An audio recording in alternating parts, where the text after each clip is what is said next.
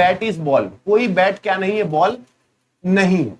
अब no ball is wicket, अब यहीं पे आप गलत कर दोगे कि सर यहां पे तो पहला सही हो जाना चाहिए, और बेटा जी यही तुमको आके एग्जामिनर डस लेगा। अब मैं तुमको ये समझाता हूं कि बेटा जी पहला किसी कीमत पे सही नहीं होगा, नो बैट इज विकेट बिल्कुल गलत, यानी ये भी गलत, ये भी गलत, और आंसर होगा नाइदर नॉर, यानी ये भी गलत। बोले सर हमको यही नहीं समझ में आया कि पहला क्यों गलत हुआ।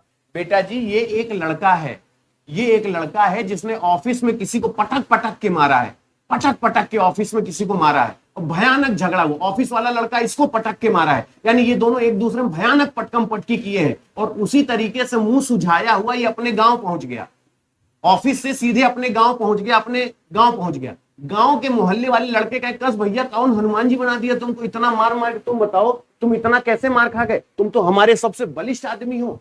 तो बोला नहीं, तुमने मेरा मुंह केवल देखा, अभी तुमने उसको नहीं देखा मैंने उसे कितना मारा है। तो पता चला ये इतना इरिटेट हो गया कि गांव वाले लड़कों ने भी इसकी ढंग के इससे झगड़ा कर लिया, यानी गांव वाले लड़कों से भी इसकी मारपीट हो गई, क्योंकि ये इसको खूब चिढ़ा रहे थे, क्योंकि ये इसको खूब चिढ़ा रहे थे। तो ये बात याद रखना कि बैट और विकेट का आपस में कोई लेना देना नहीं, ऑफिस वाले लड़के का और गांव वाले लड़के का आपस में कोई लेना देना नहीं, यही है जो इन दोनों से झगड़ा कर रहा था, ठीक है ना। लेकिन हाँ, विकेट का इससे नो रिलेशन, बैट का इससे नो रिलेशन, लेकिन इन दोनों का आपस में कोई रिलेशन नहीं है, इसलिए आप इसको नो रिलेशन में कंसीडर नहीं कर सकते।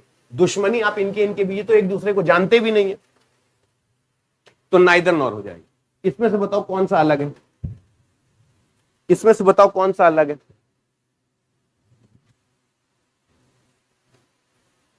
इसमें से बताओ कौन सा अलग है,